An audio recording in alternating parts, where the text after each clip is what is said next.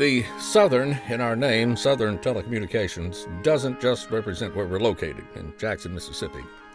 More, it represents who we are and our philosophy of doing business. You see, the South is more than a place. It's an attitude, a philosophy, a way of life. It's how I could just expect that after church on Sunday we'd have a nice meal with more than the usual number of people on hand. And it's how that when we had company, I'd be expected to be on my best behavior and not act up and embarrass Mama. It's how Daddy did business on a handshake and was never taken advantage of and never took advantage of anybody. And at the end of the day, everybody could feel good about themselves, that they'd kept their words. Way back yonder, the South was the old country store. It had everything you needed and had somebody there to help you find it, who knew what all was in there and where it was, and kept all the newest gadgets on hand, as well as the staples that you'd always need, and didn't try to sell you anything you didn't need. The South is where there are no strangers, only a bunch of friends you haven't gotten around to meeting yet.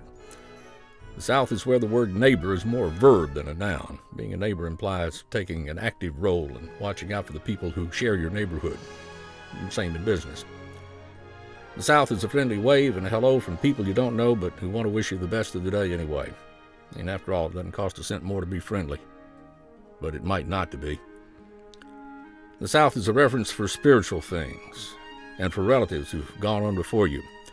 After all, they're the ones who paved the way for you, so you take seriously that you're the next to pick up the path that's been laid down over generations. And you want to make sure that path continues into the future so as to make your predecessors proud of you as if they were still here. And in a sense, they are. The South is where the golden rule was taught to us as youngsters and was expected to be lived and not just learned. It's where relationships are valued over anything you might go out and buy. It's where people feel accountable to their friends, to their family, to their spouses, to business associates, even competitors, and to God. And all of this, and much more that is Southern, isn't a printed list framed on a wall that we review from time to time. It's the way we were taught to live, and it's imprinted in our actions.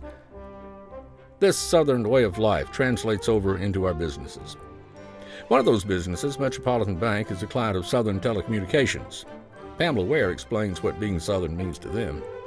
We really felt that we should be able to serve our clients in a manner in which we would want to be treated ourselves. One in which just that personal service is very important to us, and just that ability to be a banker.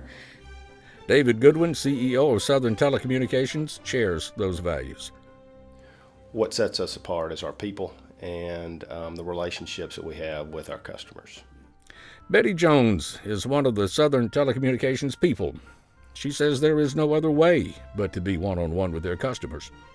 We don't have caller ID up here. You answer the phone. You answer the phone. But don't get the idea that because Southern Telecommunications is not an impersonal Goliath, that they can't get things done just like the giants.